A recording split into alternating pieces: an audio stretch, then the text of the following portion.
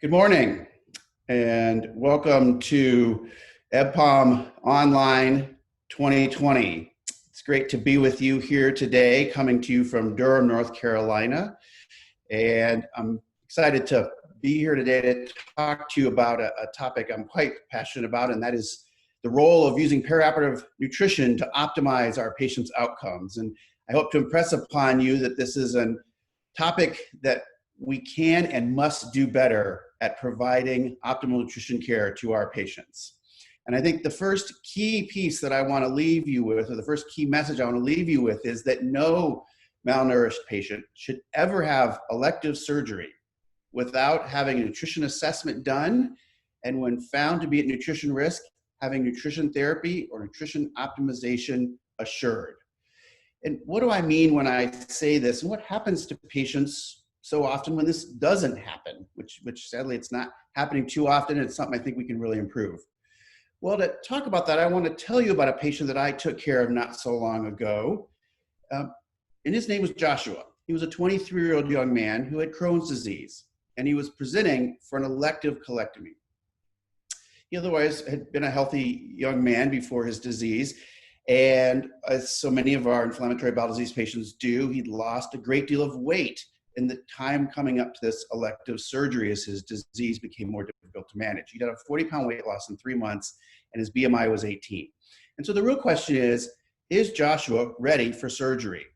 Or should his surgery be delayed to address his poor nutrition state? Well, of course, they didn't delay his surgery, and then this happens all too often now as well.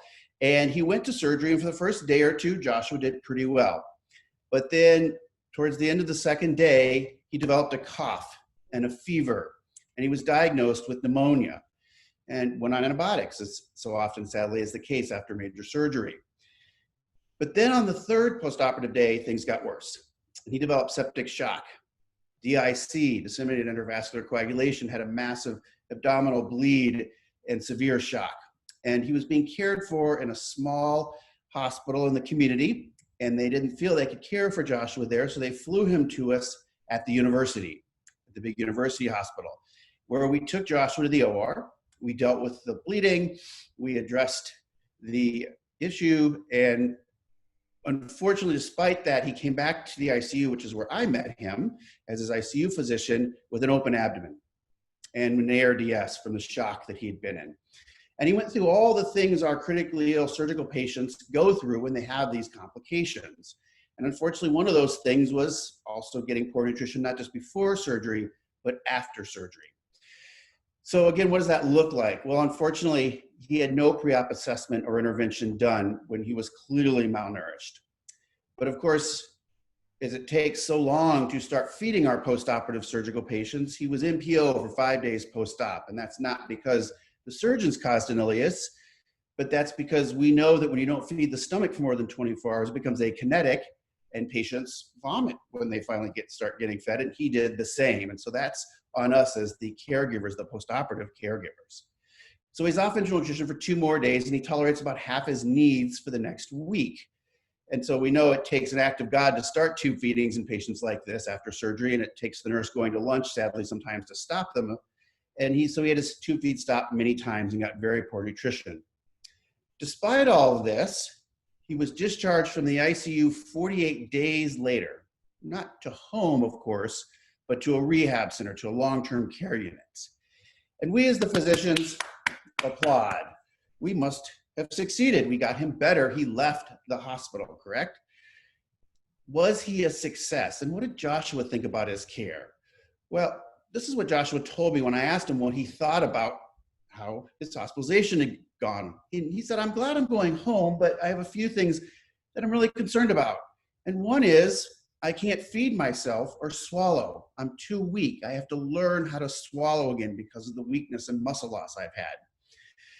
I can't stand, walk, or dress myself because I'm too weak to get out of bed. I've gotten so malnourished and so weak that I'm not strong enough to stand up. But none of these were his number one complaint. Joshua's number one complaint was this: I can't even change the television remote with my hands because I'm too weak from the malnutrition and muscle loss that I've suffered in my surgery. And so Joshua went to rehab and was diligently doing his exercises and walking in the hall, and I got a phone call from his father about a month later. And I was anxious to hear how Joshua was doing. I'd been caring for him for quite a while. And he said Joshua was out in the hallway walking, trying to get strong again, when suddenly he had chest pain. And a feeling of doom came upon this young 23-year-old man. Moments later, Joshua was found on the floor of the rehab center in cardiac arrest. He gets compressions and CPR for 40 minutes on the floor of the rehab center. And moments later,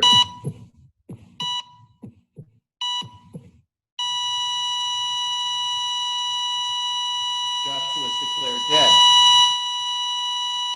What did he die of? He died of a massive pulmonary embolus. He'd gotten a blood clot from immobility in his legs that wasn't detected. And so what happened to this young man? It was devastating. He should have lived, right? He was 23 years old. We treated his inflammatory bowel disease. We treated his sepsis. We got him through the ICU. What did he really die of? He died of this. He died of this right in front of me and us, and I'll never forget it. It was truly that nutrition was neglected and was an emergency for this patient. So we have to be better. We have to be better than this at addressing something that seemingly should be simple to address. But how can we do that? And perhaps first, how common is this? What's the prevalence of malnutrition amongst our surgical patients we're caring for? Well, we know that 65% of our patients undergoing GI surgery, which many of us care for, are malnourished before they get to us, and they don't improve their nutrition under our care, sadly. They almost all get worse after their surgery induces the catabolism it does and the poor feeding they face. Is it related to outcome? Well, we know it is. We know that if you come into a major oncology surgery, major cancer surgery, and you haven't lost weight, and you're well nourished, your mortality is very low. You should do very well. But if you have lost weight, your mortality goes up 5-fold. Complications the same. If you haven't lost weight and you're well nourished coming into your surgery, you should get through without a complication. If you have lost weight, you're going to have a complication. And this affects many different kinds of complications. You can see all of the complications we care a lot about in the hospital: pneumonias, catheter infections, mediastinitis, Clostridium difficile. They all are increased by patients who have malnutrition. In fact, one in particular, intravascular catheter device infections, so central line infections, go up 16-fold in malnourished patients versus non-malnourished patients in certain surgeries. This is a dramatic effect malnutrition has.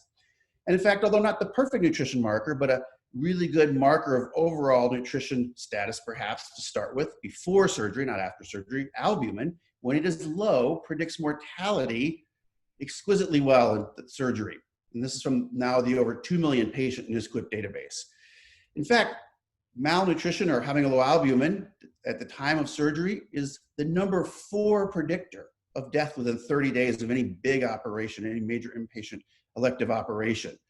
So again, if you look closely at this list, not only is it a major predictor, but it's the only modifiable risk factor that we can do something about in the weeks before surgery. So it's a real opportunity for us to change outcome for our patients like Joshua. And the reason we don't talk more about it is because the mortality that happens after surgery for malnutrition happens after the patients leave us. We don't see the mortalities and some of the severe complications that malnourished patients have. As you can see, the malnourished patients tend to die months after surgery. They leave the hospital much like Joshua did. But unfortunately, Joshua only survived a month, and many of these patients suffer mortality very shortly after hospitalization as well. So I'd advocate to you, this is an emergency for our patients and we have to be better. But how do we do that? And so the real question is, how many of you have had surgery?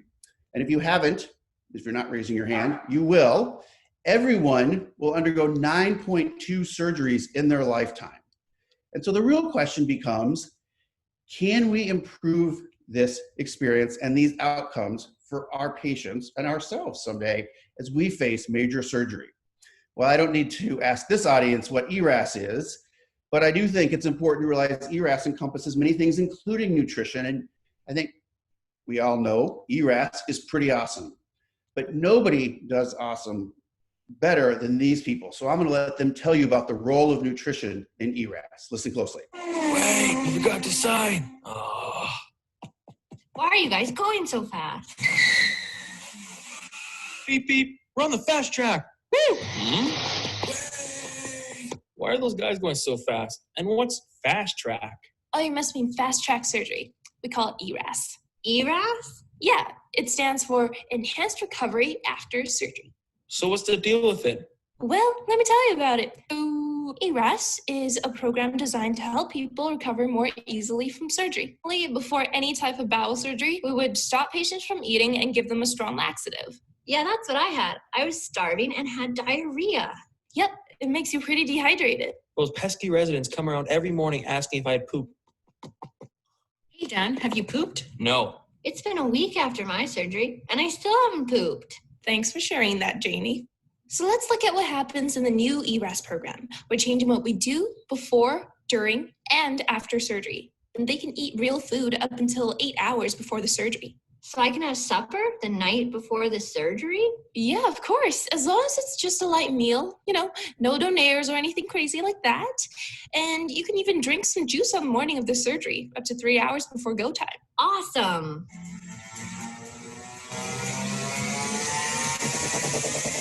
Yes, it's awesome. Yes, it's so cool and you can't get it free. And yes, it's awesome. And you don't need IV. 3, 2, 1, go. Have you heard the news? Everyone's talking close up good. Everyone's walking. An operation recovery's faster. Limited products like a master. I realize ERAS is like some gas. I'm eating on food and I easily pass. 2 days later, eating the forecast, feeling like a boss. ERAS is awesome. Stepped on my bed, grab my skateboard, toss in the move. Off in food. Yes, it's awesome. So hopefully you're now convinced it's as awesome as I think it is. And the reality is with ERAS, our hope is we can maybe even improve functional status from where patients started. The idea that we can actually optimize patients. And of course, ERAS involves many things that are targeted to optimize patients before, during, and after surgery. And nutrition is key to all of these. Now, there's many challenging parts of ERAS, as we all know, and you think the nutrition part should be the easiest part, right? So everyone's getting their nutrition addressed before and after surgery. This is my youngest child when he was 3. His nutrition needs are quite readily addressed. In fact, he'll make sure that he can do it himself. But my patients, not so much, sadly. And our patients, this is just not getting done. And so again, we have to be better, but how do we do that? And one of the ways is we make guidelines. And I had the opportunity to work with many of the names that you know and many people that you recognize on this panel at the POCI US Surgical Guidelines, the POCI 2, where I chaired the surgical nutrition guidelines and got to work with lots of wonderful experts to help us do this. And we published these recently, and I think there's some key take-home points for all of you to help think about this for your patients. The first is, as we said, 2 out of 3 major GI surgery patients are malnourished when they come to us. And the risk of mortality is 5-fold higher in those patients than if they had their nutrition addressed. Sadly, only 1 in 5 major hospitals, these are university hospitals now, have a formal nutrition screening process for these major operations. Although almost all the surgeons we've polled in our surveys think that if we treated malnutrition before surgery, we'd improve outcomes. And we know that the simple treatments, the nutrition drinks, the protein oral nutrition supplements, for every dollar you spend on those, you save $52 in hospital costs. So there's few things that are cost effective, but only 1 out of 5 malnourished patients are ever getting these. So this gives us a chance to do things better. And how do we do that? We have a POCI Nutrition 6. These are the simple things you can do to improve your patients. First, pre-op and post-op nutrition screening is essential. If you don't look for it, you won't know it's there. Protein's more important than calories and getting those in. Stop feeding late pre-op and restart feeding early post-op. Consider oral nutrition supplements for all patients before and after surgery, especially after surgery. Oral before enteral, before parenteral, and nutrition management's a team game. You need your dietitians and your nurses and everybody to be on board. So what do our statements say, and what are some key points we can take away from those statements to improve our patients' care? So let's talk about a patient briefly, another patient I cared for, to think about these things. This is Michelle. She's a 63-year-old with colon cancer coming for colectomy. So her nutritional background, she's got a BMI of 18, a weight of 50 kilos. She's lost 6 kilos because of the colon cancer and the bellyache she's had, and her albumin is low. So her nutrition evaluation needs to be simplified and be able to be done rapidly in your clinics. And so we've tried to create a situation or a system like this at Duke called the POET nutrition concept, or the preoperative enhancement nutrition clinic concept. And this is a concept where we screen all 60,000 of the Duke surgery patients by phone with some basic malnutrition questions that I'll show you in a minute. We're doing it in our bone marrow transplant patients as well. And then we have a continuum of care that starts with this nutrition screen on the phone. We have a nutrition clinic within our pre-op clinic now that's run by an RD. We have an inpatient team that's transitioned the care to, and then we have a post follow-up period with this RD in this nutrition clinic who follows our major surgery patients at risk for malnutrition. So this is the system we've put in place to deal with this. And to score these patients quickly, we've built this perioperative nutrition screen into our electronic medical record. And this is what it looks like. Simple questions. Is your BMI low? Have you lost weight without trying? Weight loss is really key here. Have you been eating half of what you usually do, or is your albumin less than 3? If the answer is yes to any of these questions, they need to see a dietitian. They need nutrition intervention. And so how do we treat them? Well, if they're a low-risk patient, we still want to address their nutrition, but we do a few different things. We give them immunonutrition 7 days before and a carb load the morning of surgery, and then immunonutrition 7 days after and a high-protein H&B ONS for 4 weeks. If they screen in for malnutrition, we give them a high-protein H&B containing oral nutrition supplement for 4 weeks, then a week of pre-op carb load, a week of immunonutrition followed by a carb load, and then another week of immunonutrition after surgery followed by 4 more weeks of a high-protein H&B supplement. And then we have our RD follow our malnourished patients. So what about Michelle? Well, she is the highest risk. She scored points on all of the key questions. She had a risk score of 4. So the other way we are beginning to assess for malnutrition that's perhaps even more objective than those questions is using the CT scan to measure lean body mass. We know that taking the L3 cut, we can trace out the lean body mass, the skeletal muscles in red there, and we can assess sarcopenia, which we are showing ties to nutritional risk and surgical risk. This is just one example. So patients who have sarcopenia coming for Whipple surgery have significantly higher mortality over time than patients who don't, and this is true in many types of surgery. Can we do better even than this at the bedside, perhaps, and even monitor our nutrition delivery using tools we already have? Well, we can, and one of those is the ultrasound. Muscle ultrasound is something my group has published a great deal on, and others have as well, and we're beginning to do more routinely at Duke as well. And we ultrasound the leg, sometimes the temporal muscle, and we can get a lot of information now with a muscle-specific ultrasound product that's come out that is built to measure the muscle on your leg or your temporalis in minutes. It's a probe like this big that plugs into your iPhone or iPad, and it gives you wonderful images like this that reads out muscle mass, muscle glycogen, and muscle quality, and it gives you reports that you can follow on your patients. So we're excited to use this technology to diagnose malnutrition in the future. So how to treat Michelle's malnutrition? Well, the first thing we would say is you need to achieve protein intake first, more important than calories. And that we recommend a goal of 1.2 grams per kilo per day or more minimum. Protein is vital. You can't build a house without bricks, and protein is fundamental to maintaining muscle and maintaining the immune response to surgery. These are the goals we should be achieving, 1.2 to 2 grams per kilo per day. These are based on nutrition guidelines that have been around for years. And I think as our patients are aging, this is becoming even more important because as our patients age, they become more anabolic resistant. It takes more grams of protein to build one, say, unit of muscle when you're older than it did when you were younger. So the older we get, the more protein we have to take in to build muscle, and that's anabolic resistance. Now, not everyone loses muscle as they age. This is a 70-year-old bodybuilder who clearly shows you don't have to lose muscle mass. He does a few more things than just eat well to do that, but nonetheless, it shows you that you don't have to lose muscle mass with aging, and we can learn from people like this. We know that taking protein in as boluses is probably more ideal, and encouraging our patients to do that is probably the best. And taking in branch chains and leucine at night before we go to bed has been shown to increase lean body mass 15 to 20% in the elderly who aren't even exercising.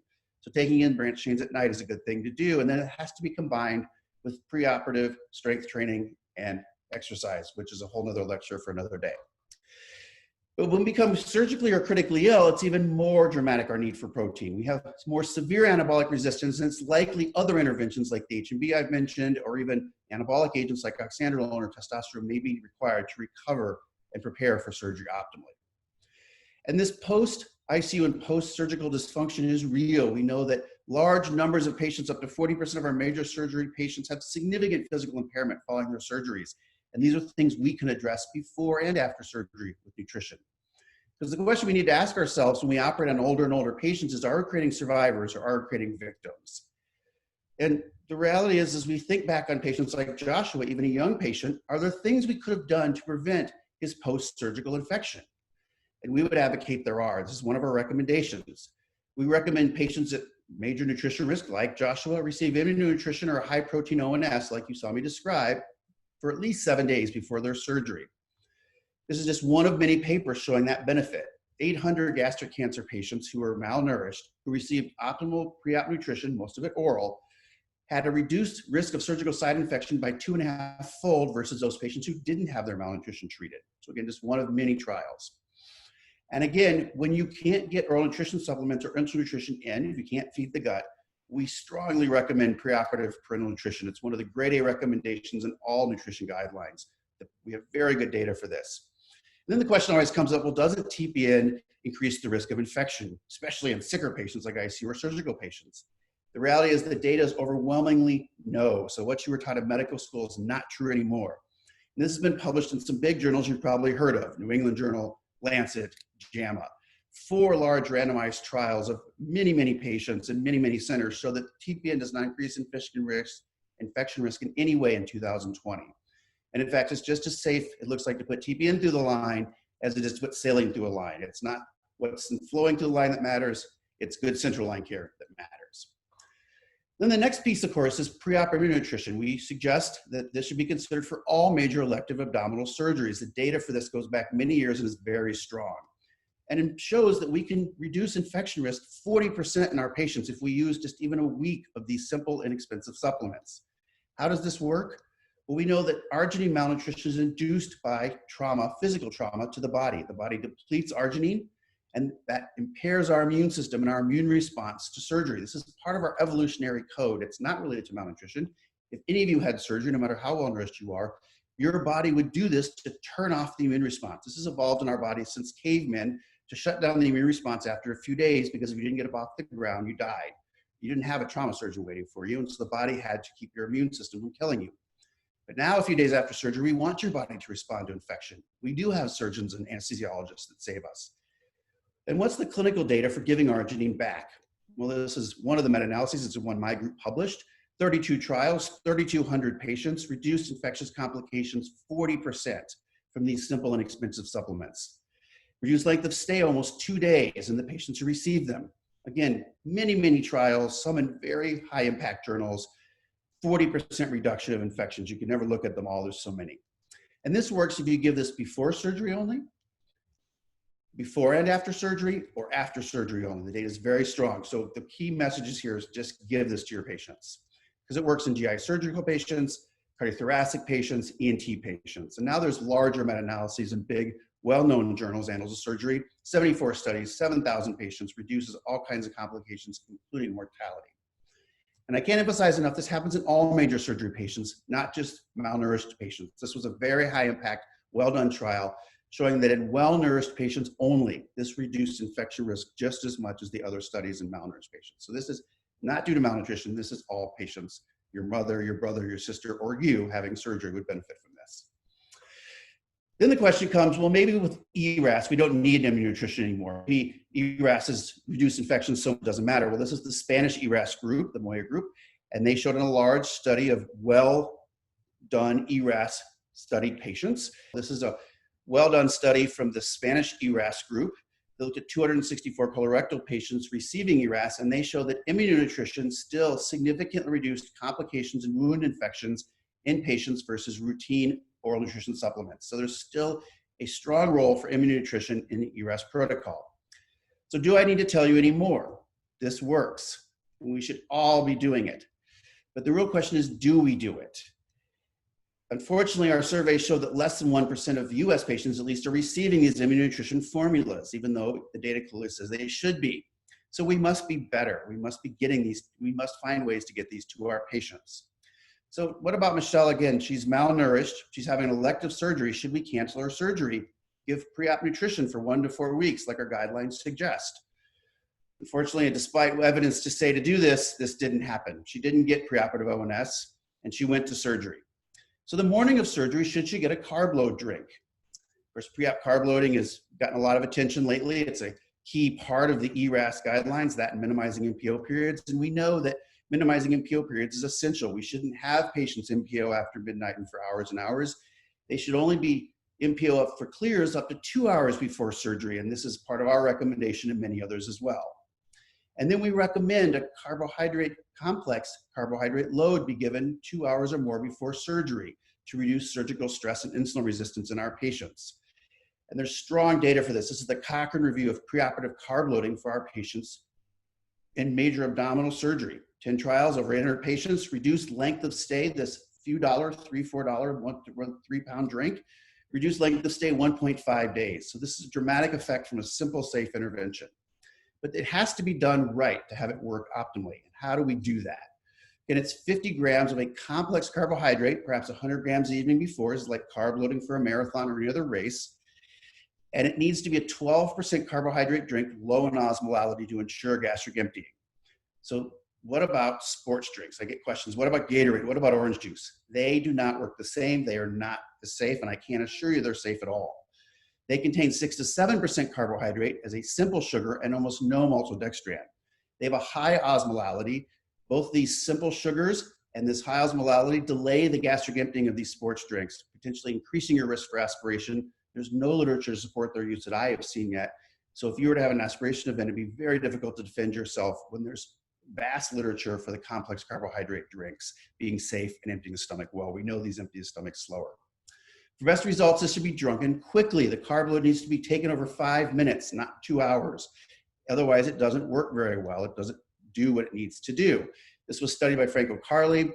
Healthy patients taking 50 grams of glucose over 5 minutes versus sipping it over a few hours had significantly large differences in insulin response. And so the insulin response will not achieve what we want for our preoperative patients if these are not taken over a few minutes. So you got to educate your patients correctly. They need to drink them quickly. And then again, maltodextran produces faster gastric emptying, which is why it's been what's been studied in all of the studies. And this is likely related to the osmolality, which is much better than the simple sugars. Again, avoid the juices, avoid the sports drinks. Then the question is, maybe we should put some amino acids, some arginine, some citrulline, or some other amino acid in it, which might make some sense to help the protein synthesis and perhaps the immunonutrient effects. But the reality is amino acids, especially arginine and citrulline, delay gastric emptying. They produce nitric oxide, they slow the stomach, they increase your risk for aspiration. I wouldn't use products that have arginine or citrulline in them. There's just lack of safety data, and the physiology doesn't speak favorably for these. So again, we have strong data for this inexpensive, safe intervention, but do we do it? Many centers, I can tell you in the US, do not. And so this patient, Michelle, didn't get it either. So she goes to surgery. Now she's post-op. When should she start eating? When should she start taking an oral diet? Well, we recommend a high protein diet be initiated on the day of surgery, right out of the recovery room. And traditional clear liquids and full liquid diet should not be used except for the oral nutrition supplements with protein in them. This idea of broth and juice and things like that, those are not healthy. Those are just salt and sugar and are not healthy for your patient. So the question always comes post-op day 1, no bowel sounds. Should they be fed? Well, do bowel sounds matter? Well, even our famous TV doctors know bowel sounds have no relevance to feeding or readiness for feeding. There's been many studies going back 30, 40, 50 years that show bowel sounds don't equal gut function. And the return of bowel function is the same in an open versus a laparoscopic procedure. And the fact that surgeons have almost nothing to do with the ileus time. It's all about the time we take before surgery and after surgery to feed them efficiently and do the good ERAS practices. So again, this has been studied. This was a Cochrane review of studies that fed patients right out of surgery in the first day versus waiting for bowel sounds a few days later.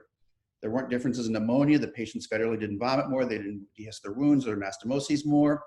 But what they did do was live more. Getting fed in the recovery room early in this study of almost 1,000 GI surgery patients reduced death 60%. Even if it's 6%, this is millions of lives saved. This is a major intervention that we all should be doing, is feeding our patients early. It changes outcomes. This is an outstanding study by Ali Lundquist's group, 900 surgical oncology patients who were found to have more than 70% compliance with ERAS versus those that didn't. 42% reduction in a 5-year mortality. So those of you who are practicing good ERAS, you are saving lives years later. What you do around the week of surgery or even the day of surgery changes outcomes years later for our patients, this says. And the 2 big factors that predicted improved outcomes were oral intake on post-op day 1 as a major indicator, predictor of 5-year survival, along with good fluid management. Those were the 2 big factors, fluid management and oral intake on day 1. So this is something you can do now for your patients. Again, do I need to tell you any more? This works, we should just be doing it. So unfortunately, most patients are in PO for more than 3 days post-operatively. In fact, we know we feed surgery patients the poorest. It takes the longest to start nutrition versus other hospitalized patients. They get the least amount of calories over time. And cardiac and GI surgery patients who are at the highest risk of malnutrition are fed the poorest. We published this a few years ago. So again, we must be better. So I think a key way to start being better is it's always more important to get to protein goal first than total calorie goal. So work towards that. There's a nice study in a very high impact clinical nutrition journal from a few years ago that shows in colorectal surgery, getting in even just about 20 or 25 grams more protein per day after the colorectal surgery reduces length of stay by 4 days. So just getting in more protein, getting in 60% of goal over the first 3 days of a surgical intervention in the colorectal surgery reduces length of stay 4 days. So if we promote protein provision, good nutrition will follow. Sadly, we all underfeed protein and our patients can't eat enough when they start eating. They don't feel like eating, their appetite has been lost. They won't get enough protein in on their own. And so we know patients don't eat enough after surgery. This is the average intake they have, which is far insufficient for what they need. So this was one of the strongest recommendations the committee made. We recommend post-operative oral nutrition supplements, high protein oral nutrition supplements, those little drinks you can drink to meet our patients' protein and calorie needs in all patients having major surgery, not just malnourished patients, all of us. So these are key, and perhaps even in our most weak and most debilitated patients, even an anabolic agent may be helpful, but oral nutrition supplements are essential. We have a lot of data for this. We know that in major meta-analyses, oral nutrition supplements reduce hospital mortality when they're used. They reduce hospital complications significantly. We have a large study that was done recently in almost 1.5 million patients in a major healthcare database. We found 724,000 patients who've gotten ONS, at least they've gotten written for it. We don't know if they drank it even. And those patients who got it versus the 700,000 that didn't had a reduced length of stay by 20%. And every dollar spent on those little drinks saved $50 in hospital costs. And now we finally have a large randomized trial of these high protein H&B. H&B is an anabolic nutrient, H&B containing ONS. This was 78 centers, 650 patients, reduced mortality for the 3 months after hospitalization discharge by half. So again, 90-day post-hospital mortality reduced by half in patients taking these supplements at the end of hospitalization and after hospitalization. So again, 50% reduction, mortality number needed to treat was 20. So again, for a few dollars investment, you can save a lot of lives, we feel, and improve outcomes in a lot of patients. We think this is essential, one of the most cost-effective interventions we have. So as I close, why would an anesthesiologist and critical care doctor care so much about nutrition? And why do I hope you do too? Why am I so passionate and hope you are too? When I asked you how many of you have had surgery, and I said all of you will have 9.2 surgeries in your lifetime. So someday this will be you or someone you love. And for better or for worse, I've used up some of all of your surgical encounters because when I was 15, this was me. This is me at age 15, who much like Joshua, I had inflammatory bowel disease, was on TPN for a month. I've had 23 surgeries throughout my life. I ended up going to the OR emergently as a 15-year-old with a perforated colon, toxic megacolon, much like Joshua. Ended up in the ICU, and now I live almost on the edge of being short gut with an ostomy. And so this has been me, and this is where my passion comes from. Good nutrition saved my life. And unfortunately, this is still something I experience and prepare for every day. This was me probably in the best shape of my life with my son in July of 2014. Not a few weeks later, I ate some quinoa. Don't ever eat quinoa. Got a bowel obstruction because I have adhesions. Ended up having to go return to the hospital I worked in as a patient. This was me in my own emergency room with a lactate of 10, a severe bowel obstruction, and marked bowel edema. I was rushed urgently to the OR where the surgeons had to spend 8 hours releasing adhesions and clearing the obstruction.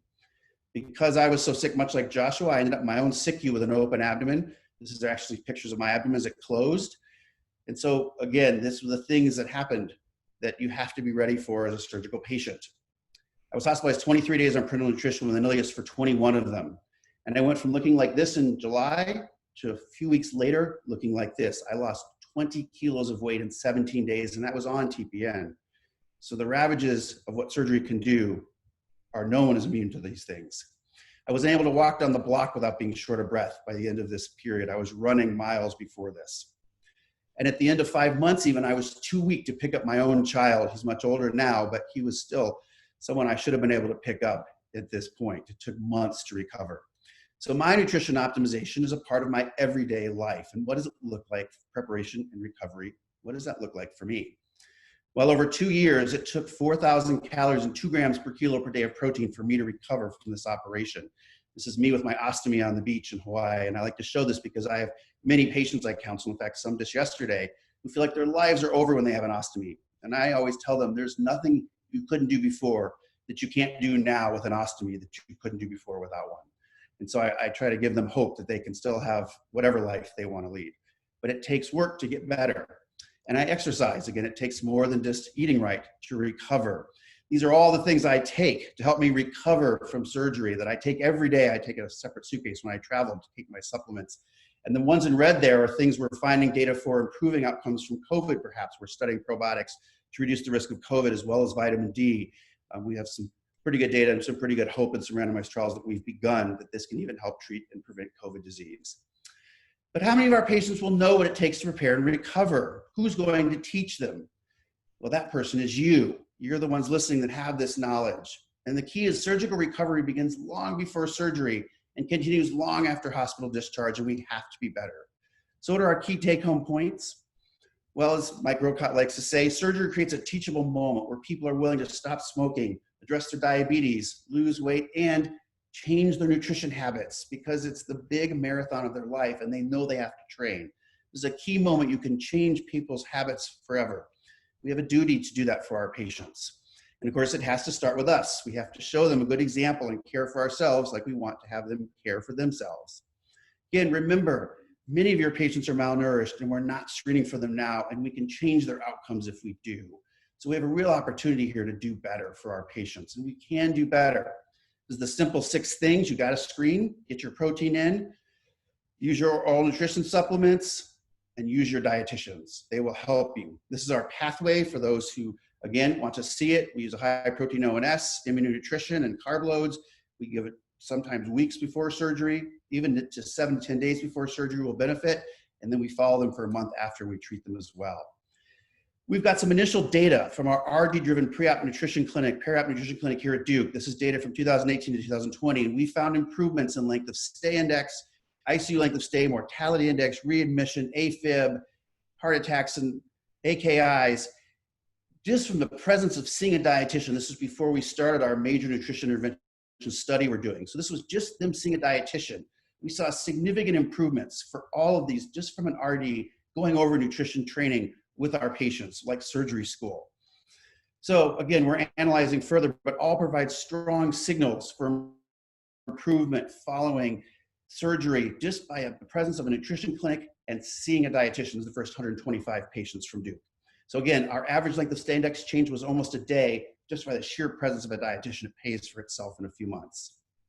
We have a paper out that you might want to look up if you want to see how you can establish a perioperative nutrition clinic in your institution. This was just published about 2 months ago. It's free online. You can go to this website and get it. So now I want you to realize the way we feed and prepare patients for surgery should never be the same, and that no malnourished patient should ever have elective surgery without nutritional optimization. And I dream of a day when all of our surgery patients have the opportunity to be best prepared by getting their nutrition addressed. Because if we do, patients like Joshua might live to still be with us today. So as we finish, I want to let the people who do it best take us out. And thanks for listening.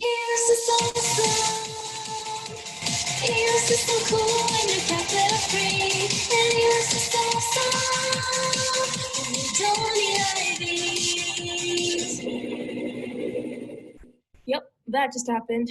What just happened? Nothing. Okay. Well then, next time I'll have surgery, I'm having it done ERAS style. I'll have my skateboard ready. All right, back to work. And with that, look forward. If you have any questions, feel free to reach out to me.